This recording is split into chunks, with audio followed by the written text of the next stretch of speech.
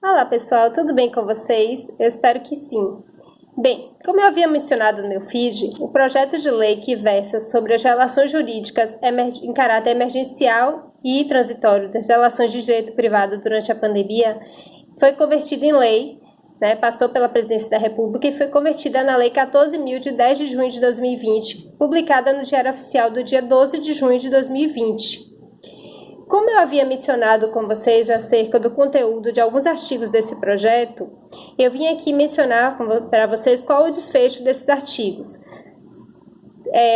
O projeto de lei foi vetado parcialmente, né? Alguns artigos foram vetados, outros não. E eu vou abordar com vocês apenas os temas que eu tratei nos vídeos anteriores. O primeiro tema foi a respeito da dívida alimentar, a dívida do devedor por pensão alimentar. Nesse caso, o projeto de lei, no artigo 15, previa que essa prisão se restringiria até 30 de outubro do corrente ano, no âmbito domiciliar.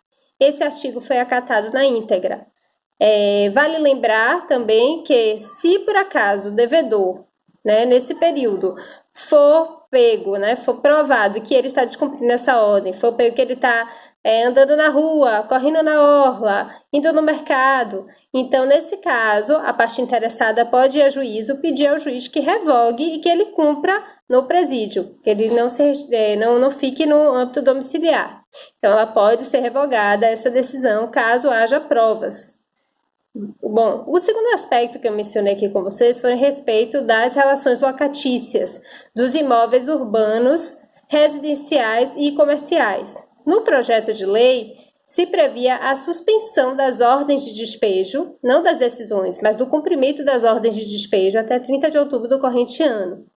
Nesse caso, o artigo foi vetado, né, a princípio foi vetado, e lendo sobre a doutrina, né, tem poucos artigos ainda sobre o tema, mas alguns dos motivos apontados para esse veto seria, primeiro, que se estaria prejudicando demasiadamente o locador, e o segundo motivo, já que o motivo dessa suspensão dessa ordem do cumprimento de despejo seria a preservação da saúde das partes envolvidas, seja da transportadora, seja do oficial de justiça, seja do locatário ou do proprietário do imóvel. Se essa medida for cumprida com as cautelas necessárias, com as seguranças do Ministério da Saúde, recomendadas pelo Ministério da Saúde, por que não cumpri-la? O segundo ponto, se esse for o motivo de fato, teria que se estender a outras ordens similares, né, proferidas em juízo, como as emissões e reintegrações de posse. Então, devido a esses motivos apontados, né, esses possíveis motivos apontados, o fato é que o artigo foi vetado. Consta lembrar, nesse contexto, que ainda existe um outro projeto de lei, que ainda está em trâmite, que é o 1028 de 2020.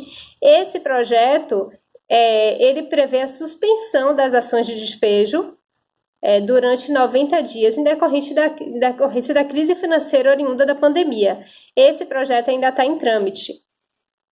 É importante também mencionar que, em que pese esse artigo não ter sido, né, aprovado pela lei do regime jurídico emergencial e transitório, cada situação específica pode ser levada ao magistrado, né, que vai analisar o caso concreto, que vai analisar as circunstâncias, a desproporcionalidade das condições das partes e vai emitir suas decisões, independentemente de estar disposto em um artigo ou não, criando jurisprudências sobre o caso.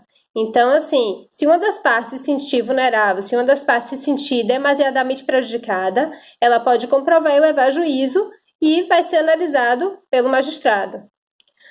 Outro ponto também, que eu sempre falo aqui nos meus vídeos, é que deve haver o bom senso, as partes devem procurar resolver essa situação de uma forma consensual, né, sempre que possível, para que ambas sejam prejudicadas o mínimo possível, né? Outro dia eu ouvi um colega falando que o locador tinha um locatário extremamente adimplente e esse locatário, por conta de estar desempregado, não está tendo renda nesse período, pediu uma diminuição, uma minoração do valor do aluguel e o locador foi irredutível.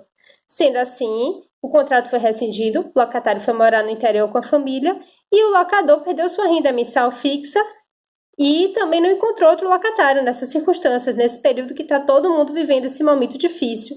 Então, saiu prejudicado. Então, a gente tem que sempre usar o bom senso, sempre buscar conciliar, ver uma medida que seja menos prejudicial para ambas as partes, para que os danos sejam minorados da melhor forma possível. Essa é a minha dica. Mantenham vocês sempre informados. Fiquem com Deus e se cuidem.